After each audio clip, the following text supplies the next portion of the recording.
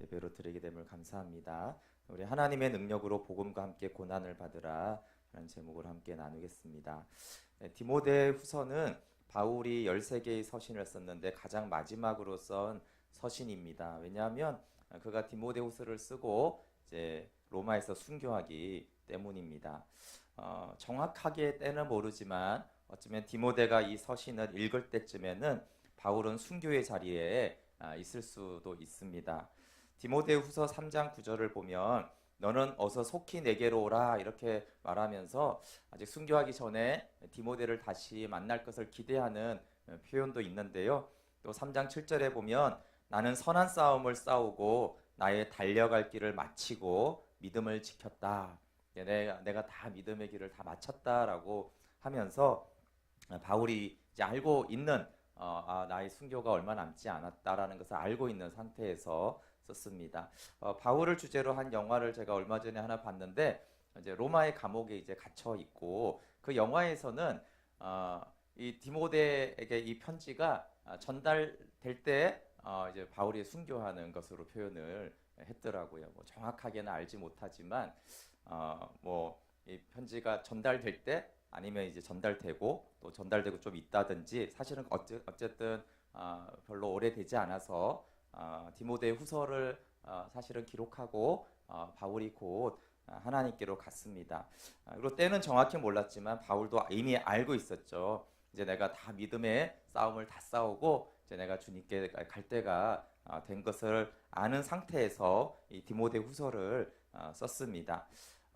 그리고 정말 사랑으로 디모데와 우리에게 말한 것이죠. 저희가 신명기하고 이렇게 디모데 후서를 이어서 묵상을 하는데 공통점은 죽기 전에 쓴 것이에요. 이제 모세에게도 이제 내게로 오라고 하고 특별히 마지막 부분은 이제 네가 이제 오늘 이렇게 내게로 이제 오라고 할 때 모세가 이제 축복하고 이제 하나님께로 가야 될 걸 알고 이렇게 하면서 그랬다면 이제 바울도 이제 자기가 순교할 것을 알고 디모데에게 또 우리에게 이렇게 말씀을 유언과 같은 말씀을 전했습니다.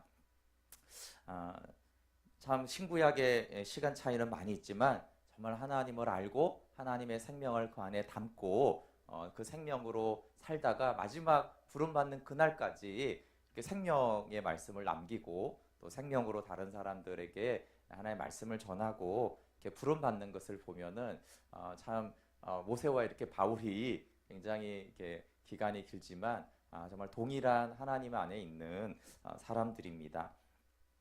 네, 우리가 바울 서신을 볼 때 늘 이렇게 바울이 자신의 정체성을 밝히는 것들을 잘 볼 수가 있는데요. 저는 이걸 볼 때마다 사실은 어색합니다. 왜냐하면 제가 이렇게 뭐 사람들한테 소개할 때 제가 그렇게 막 목사 된 걸 그렇게 그냥 목사가 이제 어떤 약간 직업적인 것으로 저를 소개하지 어떤 내 정체성으로 잘 소개하지는 않거든요. 근데 바울은 이렇게 늘 서신서 앞부분에 자기가 사도라는 어떤 그 직업적인 부분을 말하는 것이 아니라 자신의 사명과 자신의 내적인 정체성을 이렇게 늘 말하는 것들을 볼 수가 있어요. 그것이 바울이 늘 그 정체성과 사명과 목적 의식을 잃어버리지 않고 늘 바울이 살아갔고 살아왔다라는 것을 알 수가 있습니다. 그래서 하나님, 우리는 내가 왜 이곳에 존재하는가? 나는 오늘을 왜 사는가? 무엇을 위해서 살아가는가 하는 것이 날마다 항상 분명한 사람과 가끔씩 이렇게 뭐 정신 차릴 때나 뭐 예배 드릴 때나 그때 맞아. 내가 살아가는 목적이 이것이지. 이게 사실은 이제 다른데 실제로 바울의 삶에도 그렇지만 그의 서신서에도 바울은 항상 그것을 잊지 않았다라는 것을 알 수가 있습니다. 우리가 한번 1절 같이 한번 읽어볼게요. 1절 시작. 하나님의 뜻으로 말미암아 그리스도 예수 안에 있는 생명의 약속대로 그리스도 예수의 사도된 바울은 보통 그냥 뭐 사도 바울은 이러면 이제 될 것 같은데 바울은 설명을 항상 붙입니다. 하나님의 뜻으로 되었고 그리스도 예수 안에 있는 생명의 약속대로 디도서에 보면은 창세전 영원전부터 약속하신 생명이에요. 그러니까 창세전에 하나님 아버지의 그 생명을 우리에게 주겠다고 한 그 약속대로 그리스도 예수의 사도가 되었다라고 말합니다. 사람에게는 많은 정체성이 있습니다. 바울도 베냐민 족속이죠. 또 바리새인이죠. 로마 시민권자이기도 하죠. 여러 가지 이렇게 사실은 신분이 있지만 사도 바울이 늘 생각하고 마음에 새기고 하루하루를 살아갈 때 늘 생각한 것은 내가 이 창세전에 약속하신 생명의 약속대로 그리스도 예수의 사도가 되었지라고 그가 늘 마음에 있었던 것입니다. 그럼 우리 마음에 늘 새겨져야 할 정체성이 있습니다. 근데 우리의 현실을 보면 우리가 하나님의 자녀고 우리도 동일하게 그 생명을 가졌고 그 생명을 흘려보내야 될 정체성이 우리 가슴판에 확 새겨져야 되는데 출근을 하면서는 직장인의 정체성을 가지고 살아가는 것이죠. 또 주부가 되면은 엄마의 정체성으로 살아가는데 사실 바울은 그런 다른 신분보다도 늘 마음에 출근을 할 때도 나는 예수님의 생명, 약속된 생명을 가진 그것을 전하는 사도로서 그 정체성을 잊지 않았습니다. 어디에 있든지 내가 누구인가, 내가 무엇을 위해 살아가나, 하나님은 왜 나를 생명을 걷어가지 않고 오늘도 이 하루를 살게 하셨을까를 늘 마음에 이렇게 우리의 정체성과 목적이 새겨져 있기를 원합니다. 디모데의 믿음을 보면 바울이 이렇게 두 가지로 디모데를 칭찬하고 있는 것을 볼 수가 있는데요. 첫 번째는 디모데가 거짓 없는 믿음을 가졌다라고 말합니다. 그럼 뭐 거짓 있는 믿음이 있는가? 있죠. 오히려 대부분은 거짓 있는 믿음을 가지고 있습니다. 믿는다고 하면서도 거짓이 섞인 믿음이 많이 있죠. 그러니까 헌신과 자기 주장이 섞여 있고 대가지불과 자기의가 섞여 있습니다. 뭐 거짓의 사람들이라는 책도 예전에 한번 소개한 적이 있는데 정말 이제 사람들은 거짓과 함께 근데 사실은 그걸 인지조차도 못하게 살아가는 거짓이 우리 안에 너무 많이 섞여 이 사기꾼하고 다른 개념입니다. 근데 거짓 없는 믿음을 순전한 믿음, 순전한 사랑이라고 하는데 잔느 기용이 자신의 자서전을 쓸 때 그걸 순전한 사랑이라고 했거든요. 사실 순전한 사랑이 별로 없습니다. 다 혼합된 사랑이고 거짓 섞인 사랑을 하나님께 하고 있죠. 근데 정말 순전한 사랑을 하나님께 드리는 사람이 많지가 않습니다. 그것은 말씀 앞에서 우리의 무화과 나무잎이 다 벗겨지고 정말 우리가 정말 비참한 존재를 용납하신 그 하나님의 사랑을 알 때에만 거짓 없는 믿음이 되는 것입니다. 잔노기용은 그것을 겨울나무에 비유했습니다. 모든 잎과 과일이 다 떨어지고 사라진 그 앙상한 겨울나무 된 자기의 실체를 인정하고 그런 우리를 용납하신 하나님의 사랑 안에 거하는 것 그때야 거짓 없는 믿음이 되는 것이죠. 우리는 무의식 속에서 거짓을 계속 만들어냅니다. 그런데 이제 디모데 같은 경우는 이 믿음이 외조모 로이스와 어머니 유니게 속에 있었던 믿음이라고 말하고 있습니다. 지나가는 내용이지만 다음 세대에게 우리가 물려줘야 될 믿음이 거짓 없는 믿음이다라고 말하는 것입니다. 그런데 이 어머니와 외조모가 어떻게 디모데에게 거짓 없는 믿음을 전수해 주었겠습니까? 뭐 뻔하게 그냥 삶으로 산 것이죠. 생명으로 산 것입니다. 거짓 없는 믿음을 어떻게 말로 얘기하고 그냥 어떤 가르침으로 되겠습니까? 할머니와 어머니가 정말 순전하게 거짓 없이 하나님을 믿고 경외하는 그것들을 디모데가 보고 자라면서 그 안에 거짓 없는 믿음으로 하나님 앞에 서갔다라고 바울이 칭찬을 하고 있습니다. 그런데 이제 그 거짓 없는 믿음이라는 토양이 이미 이제 디모데가 있었는데 이제 바울을 만나서 변화가 된 것이 7절에 있습니다. 그래서 거짓 없는 믿음이라는 것은 믿음이지만 이제 토양과 같은 것이었죠. 디모데에게. 그러니까 늘 밭과 씨가 있잖아요. 그렇죠? 근데 이 마음밭이 디모데는 거짓 없는 믿음과 마음을 가지고 있었어요. 그래서 신실하게 자랐지만 이제 바울이 디모데를 만나서 디모데를 제자 삼고 믿음의 아들 삼고 그에게 이제 안수를 해주면서 디모데에게 이제 말씀의 씨앗이 복음의 씨앗이 뿌려지면서 하늘에 속한 것들을 디모데가 이제 그 밭에 그 마음에 심게 되었습니다. 그것을 이제 7절에 말하고 있는데 7절 한번 같이 읽어볼게요. 시작. 하나님이 우리에게 주신 것은 두려워하는 마음이 아니요 오직 능력과 사랑과 절제하는 마음이니, 네, 또 절제하는 영이니 이렇게 표현할 수 있습니다.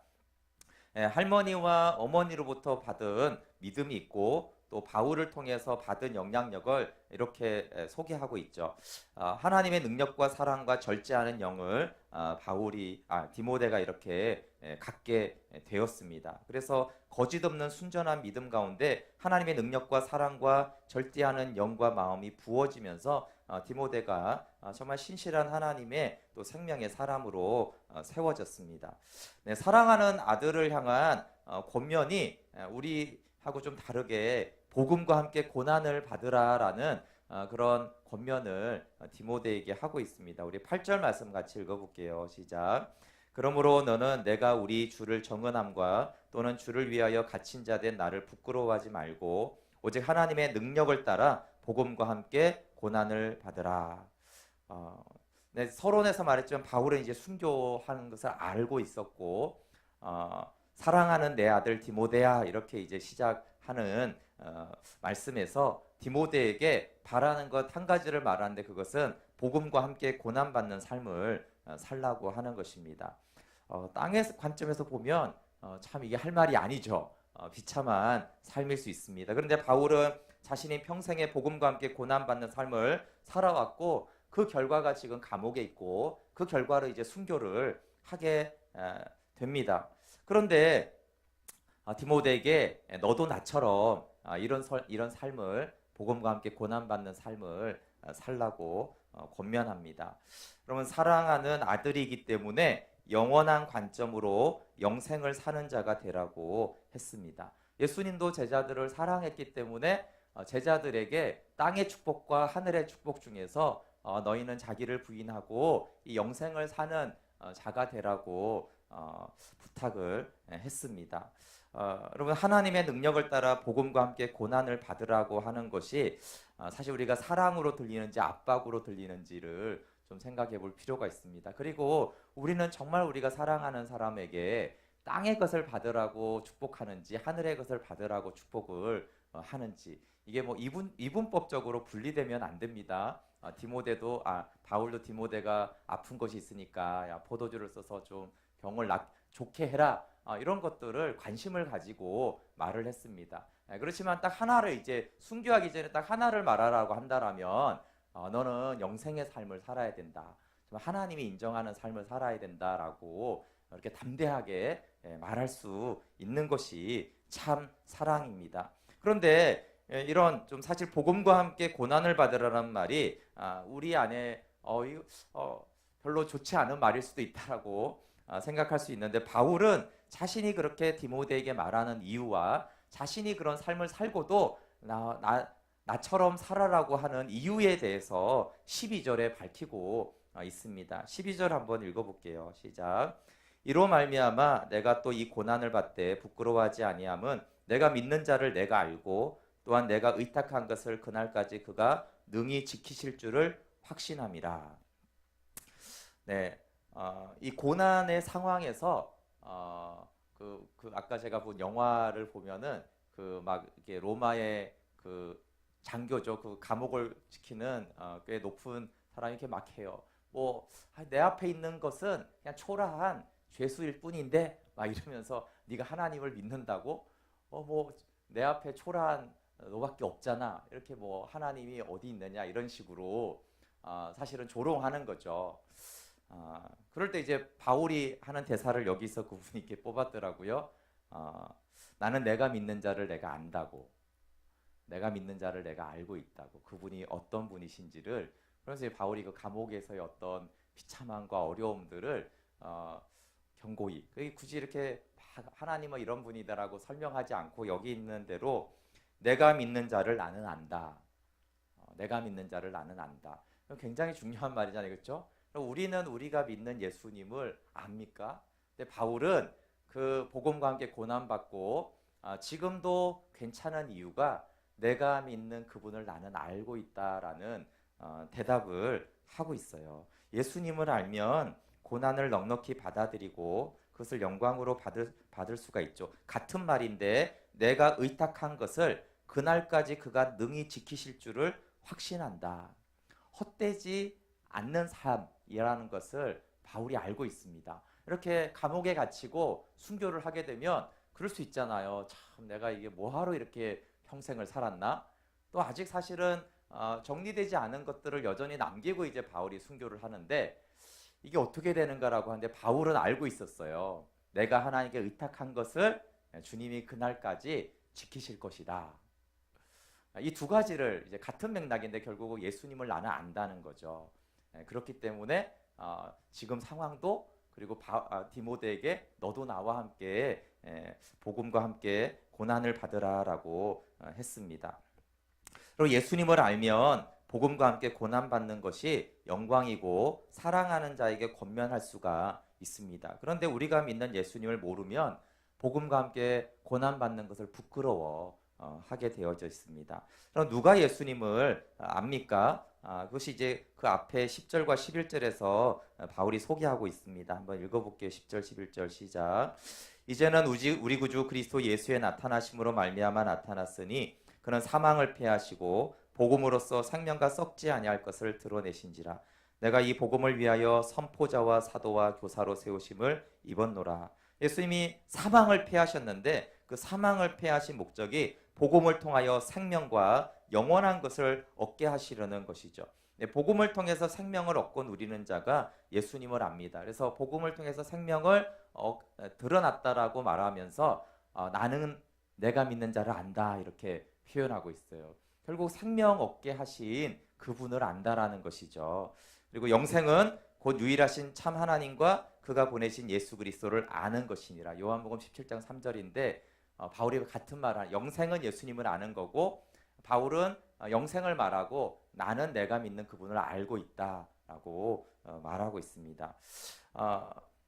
생명 얻게 하는 복음을 위해서 내가 선포자와 사도와 교사로 세우심을 입었다라고 하면서 내가 생명 얻게 하는 이 복음 때문에 지금 고난받고 있는데 고난받을 만한 충분한 가치가 있는 복음이다라고 말하고 있는 것이죠. 그럼 복음과 함께 고난을 받으라라고 했을 때 사실 바울이 너무 엄청난 고난을 받기 때문에 우리가 이것을 현재 우리에게는 바울처럼 받지 않기를 바랍니다. 감옥 갈 일이나 순교할 일이 현재 확률이 별로 없으니까 남의 얘기다 이렇게 생각할 수 있잖아요.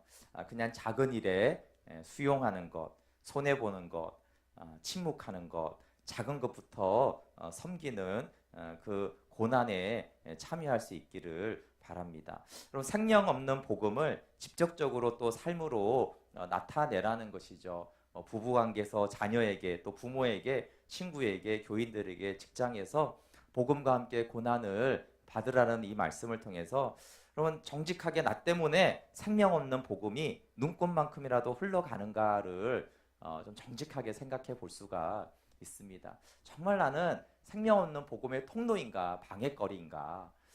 그리스도와 함께 고난받는 그래서 선택하는 자에게는 당연히 생명이 흘러가지만 그렇지 않으면은 사실 우리는 복음의 방해꾼들이 되고 있습니다. 나 때문에 정말 예수님 믿기 싫다라는 것들을 가족에서부터 세상 사람들까지 우리가 그렇게 전할 수 있어요. 그러면서 바울은 이제 생명과 사망을 얘기하면서 생명으로 간 자와 사망으로 간 자로 이제 1장을 마무리하는데요. 고난의 문제가 닥치자 아시아에 있는 모든 사람이 나를 버렸다. 그 중에는 부겔로와 호모게네도 있다라고 말하고 있습니다. 여러분 여기 부겔로와 호모게네가 나를 버렸다. 또 많은 사람들이 나를 버렸다. 이게 무슨 말씀이겠습니까? 이 사람들이 복음을 들은 사람이겠어요? 못 들은 사람이 당연히 복음을 들은 사람이죠. 여기 아마 이 부겔로와 호모게네가요 바울의 복음을 듣고 엄청 감격해가지고 헌신한다고 그러고 열심으로 이렇게 했던 사람일 거예요. 그런데 고난의 문제가 닥치니까 그들이 바울을 다 버렸어요. 여러분 생명 없는 복음을 알지 못한 자들을 말합니다. 복음을 듣고 자기가 복음을 아는 줄 알고 막 떠들면서 막 감사하고 은혜 받았다고 열심히 바울과 동역하고 같이 지내다가 막상 고난이 닥치니까 바울을 버리고 떠난 거예요. 그래서 생명을 얻은 것 같지만 이들은 생명 얻는 복음을 안 것이 아닌 가짜 믿음, 거짓된 믿음을 말하고 있습니다.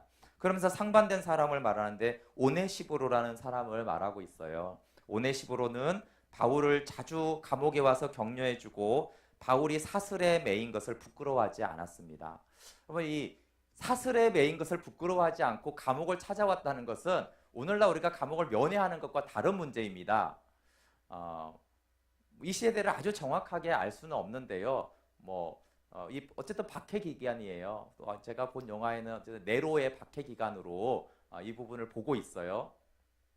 그러면 이 감옥을 찾아간다는 건 무슨 말이냐면요. 나는 바울의 추종자다. 나는 기독교인이다라는 밝히는 거예요. 그럼 기독교인이면 어떻게 돼요? 모든 기독교는 다 잡아다가 화형시키고 경기장의 사자밥으로 주는 거예요. 그러니까 굉장히 위험한 상황을 말하고 있어요. 꼭 그때가 만약에 아니더라도 박해 기간인 것은 확실합니다. 그렇죠? 왜냐하면 순교를 한다는 게 무슨 뜻이겠어요? 일제시대 때도 순교한 분들이 있었잖아요. 공산치하의 순교자들이, 그 순교자들이 있었다라는 것은 당연히 박해 기간인 거예요. 그러니까 우리가 지금 감옥에 있는 분들을 이거 면회 가고 그런 개념이 아닌 것이에요. 면회 갔다가 같이 감옥에 끌려가서 같이 순교할 수도 있다라는 것을 전제하는 것이에요. 그런 바울이니까 사람들이 바울을 버린 거예요. 바울이랑 괜히 엮였다가 나도 감옥에 갇혀서 이제 사형을 당하게 되면 안 되잖아요. 근데 이 오네시보로라는 사람은 바울이 그렇게 사슬에 매여서 이제 그냥 형식적 외부적으로 이제 사형을 받아야 되는 거죠. 예수 믿는 거 죄가 돼가지고.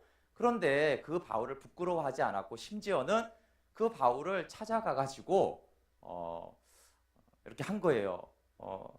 정확하게 어떻게 됐는지를 모르죠. 그 영화에서는 사실 누가가 찾아가는데 생명의 위협도 있지만 어느 정도 좀 안전성을 보장하기도 하고 그렇지만 그렇게 갔는데도 불구하고 협박도 해요. 잡혀서 같이 누가도 죽을 수도 있고 그런 상황에서 오네시보로가 한 번이 아니라 자주 바울을 찾아가서 감옥에 있는 바울을 격려하고 부끄러워하지 않았습니다. 생명 얻는 복음을 안 자들은 고난을 받은 바울이나 자신의 고난을 부끄러워하지 않습니다. 그리고 하나님의 생명으로 사는지 아닌지를 테스트하는 것 중에 하나가 이것을 보면 고난인 것을 알 수가 있어요. 고난은 우리의 믿음과 우리의 생명을 테스트하는 바로미터와 같습니다. 네, 마지막으로 이렇게 복음과 함께 고난을 받는 자들도 격려가 필요합니다. 네, 바울이 감옥에서도 기도하고 감사하며 복음과 함께 고난을 받으라고 했습니다. 네, 이렇게 새벽에 나와서 참 귀한데 우리 이경호 집사님이 어제 셀라노 때 이런 질문을 했어요. 나눔 같은 거죠. 이렇게 바울이 항상 기뻐하라고 그랬는데 어떻게 항상 기뻐할 수가 있는가? 네, 저는 여기에 그런 내용이 동일하게 있다고 생각을 해요. 여러분 오네시보로가 바울 자신을 자주 격려해주고 자신을 부끄러워하지 않으므로 바울이 큰 위로를 받았다라고 말하고 있어요. 바울은 하나님의 생명으로 넉넉히 고난을 받는 사람이었는데 동시에 외롭고 상하고 힘겨움이 있었어요. 그래서 바울의 영은 항상 하나님으로 인하여 기뻐하는 것입니다. 근데 바울의 감정과 인격은 이렇게 자신을 버리고 떠나고 외면하는 사람들로 인해서 외롭고 슬펐어요. 이런 거 느껴보신 적 있습니까? 저는 가끔 느끼거든요. 내 영은 하나님께 이렇게 순종하잖아요. 그럼 기뻐하는데요. 제 인격은 슬퍼요. 왜냐하면 예를 들어서 이런 배신이나 이런 것들을 주님의 십자가의 참여함으로 받아들이잖아요. 그러면 제 인격과 감정은 슬퍼요. 근데 제 영은 기뻐하는 거예요. 근데 그건 사실은 이제 동시적인 것입니다. 그래서 바울을 우리가 어떤 믿음의 철면피로 생각하면 안 됩니다. 복음과 함께 고난을 받으라. 이러니까 바울이 감옥에서 항상 막 웃고 막 배신하고 도망가고 버리는데 나는 버림받아도 괜찮아. 안 그랬다는 거예요. 버림받으면 아프죠. 밤새 외롭죠. 그걸 반증하는 게 뭐예요? 오네시보로가 나를 찾아와서 격려해 줬다는 건 뭐예요? 아니 뭐 격려받을 일이 없는 사람은 격려를 안 받습니다. 그렇죠? 네, 그의 격려가 나한테 큰 격려가 되었다. 그가 나에게 큰 위로가 되었다. 나에게 힘이 되었다라는 이야기를 하고 있습니다. 여러분, 우리는 하늘과 땅의 생명을 같이 살기 때문에 땅에 속한 생명은 아무리 위대한 사도여도 외롭고 슬프고 힘겹습니다. 그래서 믿음의 거장일지라도 고난받는 자를 격려해주고 함께해줘야 됩니다. 믿음의 거장이니까 고난을 기뻐하라 그렇게 바울에게 말해주면 안 됩니다. 그러면 바울이 짜증낼 거예요. 고난을 기뻐하라고 외면하는 것은 어리석은 것입니다. 바울과 같은 믿음의 거장에게도 가서 그를 격려해주고 위로해주고 함께해주고 사식도 넣어주고 그렇게 해야 된다라고 말씀하고 있는 것입니다. 여러분, 저희 교회에서 우리 유지영 집사님이 암이 발병되고 항암 치료하면서 참 감사하고 평안한 나눔들을 종종 했습니다. 그러면은 아이고 그냥 뭐 잘하고 있네 그렇게 하면 안 된다는 거예요. 비록 내가 내 믿음을 지켜서 하고 있지만 격려하고 기도하고 함께 해주라는 것이에요. 그럼 바울과 같은 위대한 사도가 그런 격려와 위로가 필요했다라면 우리 같은 사람은 오죽하겠습니까? 그렇죠? 그래서 물론 이제 사랑하는 디모데에게 복음과 함께 고난을 받으라 이렇게 바울이 말씀으로 전했지만 사실은 우리가 내 쪽에서는 주님 복음과 함께 제가 고난을 받겠습니다 이렇게 하는데 사실은 남한테는 어떻게 하라고요? 오네시보로가 가가지고 바울 복음과 함께 고난을 받으세요 이렇게 하잖아요. 바울 스스로는 그랬어요. 주님 나는 복음과 함께 고난을 받을 거야. 근데 오네시보로는 어떻게 해요? 조금이라도 고난 받지 않도록 조금이라도 뭐 물이라도 주고 그쵸? 좀 맛있는 빵이라도 하나 가져가서 그 고난을 조금이라도 들어주려고 오네시보로가 했던 것이죠. 네. 그렇게 하라는 것이고 또 우리는 그런 존재라는 것이에요. 그래서 바울은 이 1장에서 정말 복음과 함께 고난받는 영광스러운 그리스도인의 삶과 함께 정말 위로가 필요하고 격려가 필요하고 그렇게 서로 찾아가서 나누는 그런 사귐과 돌봄이 우리 모두가 필요한 존재인 것을 동시적으로 말하고 있습니다. 그리고 저는 오네시보로가 이것 하나를 해서 성경에 기록된 위대한 하나님의 사람이 되었다라는 것이 좀 새로웠습니다. 그리고 오네시보로가 생명의 사람으로 성경에 기록된 이유는 고난받는 바울을 자주 격려해 준 거예요. 이것이 얼마나 귀한 일입니까? 여러분 하늘을 사는 바울이지만 버린 자들로 인해 속상했는데 오네시보로가 찾아가서 격려를 했습니다. 근데 바울이 이 오네시보로를 굉장히 칭찬하고 있는 것이에요.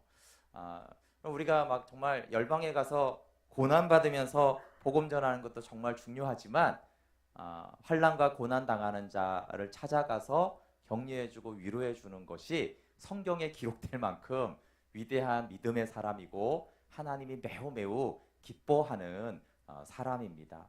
그래서 이것을 작게 보지 않았으면 좋겠어요. 오네시보로가 하고 있는 이것이 바울이 왜 이름을 콕 집어가지고 이렇게 칭찬하고 그에게 하나님의 축복이 있어야 돼. 하나님 긍휼이 있을지어다. 주님 다시 오는 그날까지 하나님이 오네시보로를 이렇게 막 하는 이유가 뭐겠어요? 하나님이 오네시보로가 한 일을 너무너무 기뻐하는 것입니다. 그래서 예수님이 지극히 작은 자 하나에게 내 마음으로 한 것을 내가 결코 상을 잊지 않겠다라고 한 말씀처럼 오네시보로가 한 것은 뭐 위대한 사역이 나오지 않습니다. 뭐 기적 행하거나 막 교회 개척하거나 이런 것이 안 나와요. 그런 걸 할 수도 있지만 그가 성경에 기록된 것은 바울을 찾아가서 위로해 준 거예요.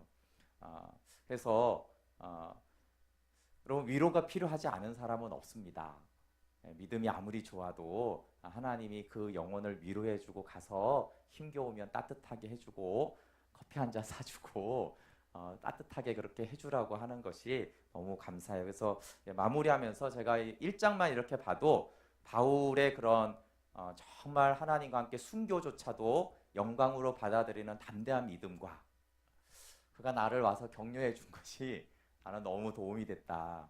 동시적으로 말하는 정말 인간이면서 정말 성령 안에서 생명으로 살아가는 바울을 통해서 우리가 좀 배울 것이 있다라는 생각이 많이 들었습니다.